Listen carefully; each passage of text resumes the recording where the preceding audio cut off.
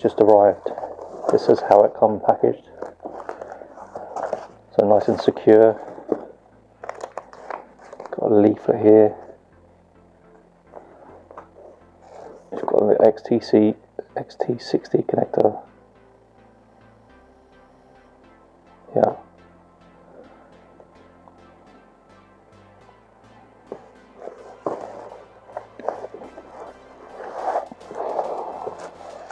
So this is a beast of a battery. That's the 48 volt, 20 amp hour, so it should have good range.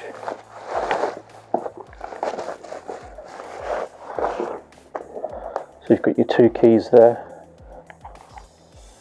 Take to the front to unlock it from the battery base. I like the design of the battery base. There's plenty of slots there to get you to fit it onto your frame. Sometimes you have to reverse them when you've only got two slots. So that should fit on my frame pretty well, hopefully. So there you've got your battery checker. So once you switch it on, you should be able to check your battery power by pressing that button in. So I think that indicates 50% power with two greens, but I'll put it on screen from the website, from the KirbEbike website. So when you connect that battery, I would say make sure it's switched off, because you're going to get an arc, or you might get a surge. So when you connect it each time, if you're taking off the bike, the battery bases, make sure it's switched off, because on connection, yeah, you're going to keep getting a spark on that. So that's the battery. Some other goodies in here.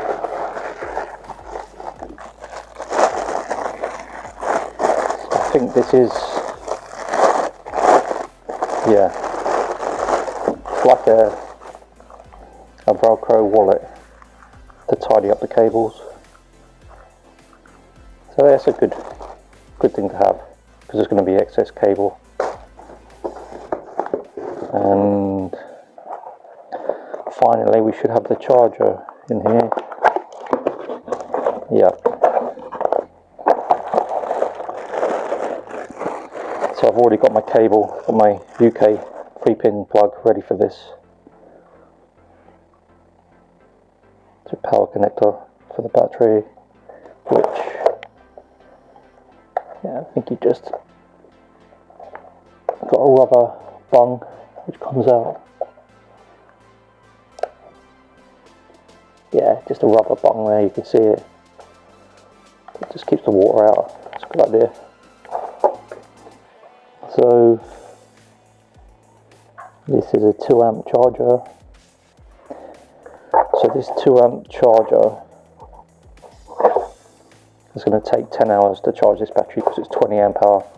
You can get the 4 amp chargers, so they'll take 5 hours. Yeah, so that's not bad. Unlock it like that, and it will slide off. So that's your battery connectors.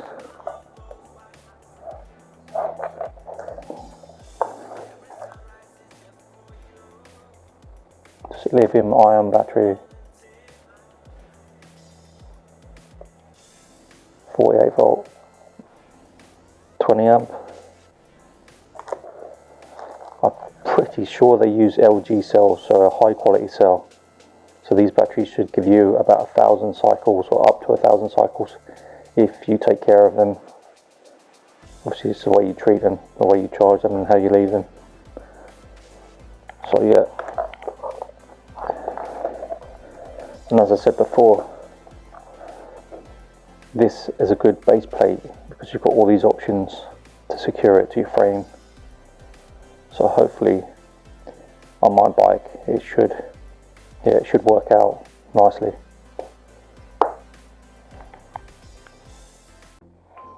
Okay, so if you are connecting the light set, if you did buy the light set with it, you're just looking to disconnect the wire which has the throttle attached to it, and you've got the LCD and your 2 brake sensors.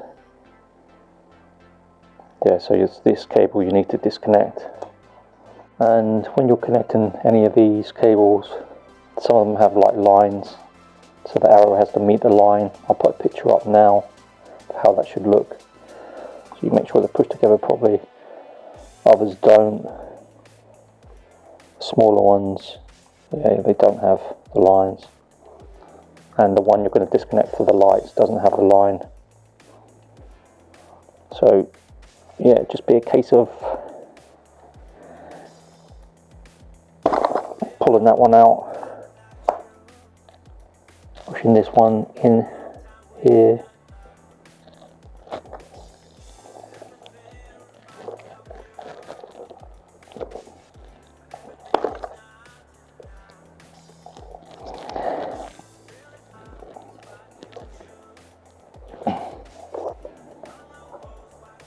and then the accessory cable, the throttle, the LCD and the brake cut-off sensors will then just go into this one. Just line up the arrows again, like so, and push it together.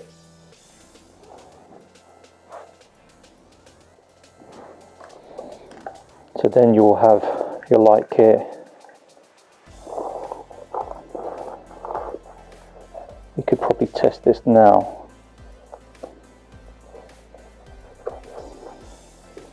So make sure it's switched off.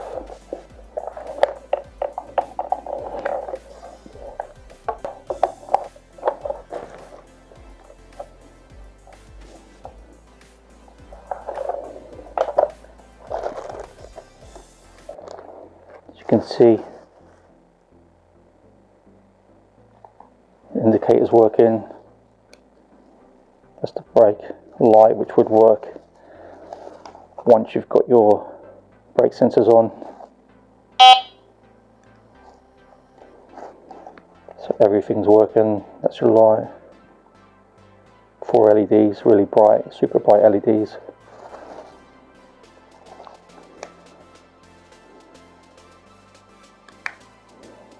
So that will go on your bars that way.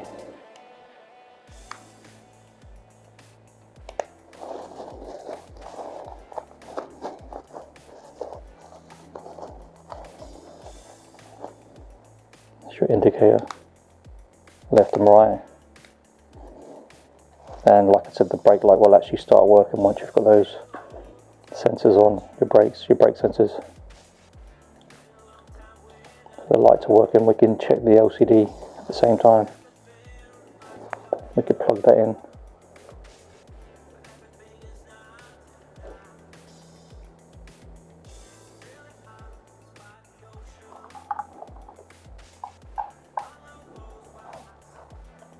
So to change it from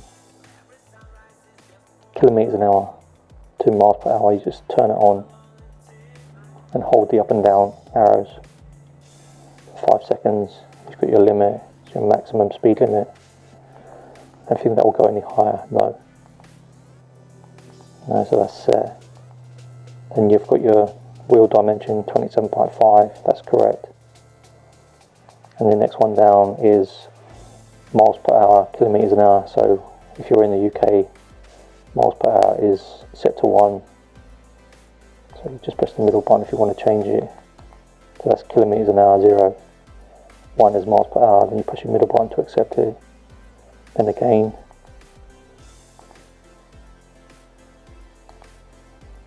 And don't touch anything else.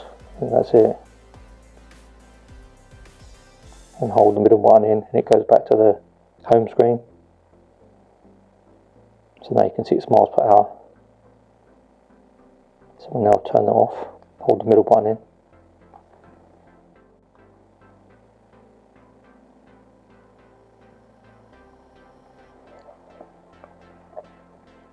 Switch the battery off.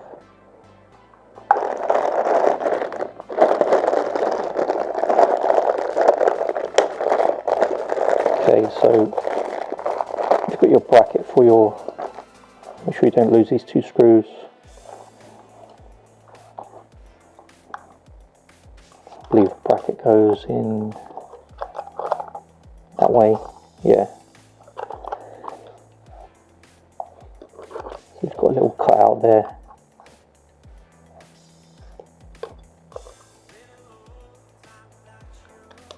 Put the screws in.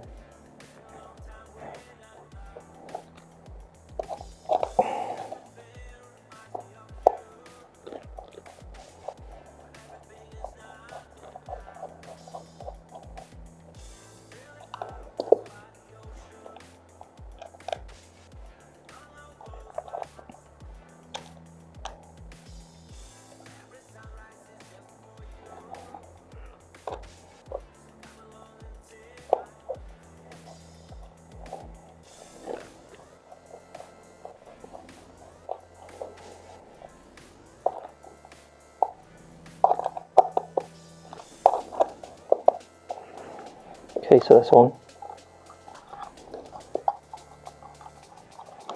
So this just undoes totally, so you'd have to remove the grips for this, but you do for the rest of the controls. You'll have to remove the grips and move things along. So we also have these rubber spaces for different handlebars.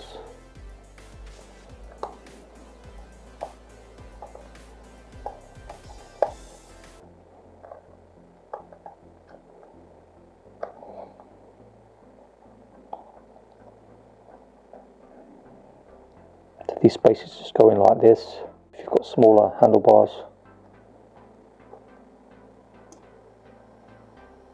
So yeah, that's all done. Ready to go on the bike now. So the next stage is getting to test the actual wheel. We just do an initial test, hooking up the battery to the hub motor, and we'll have the display and we'll test the throttle.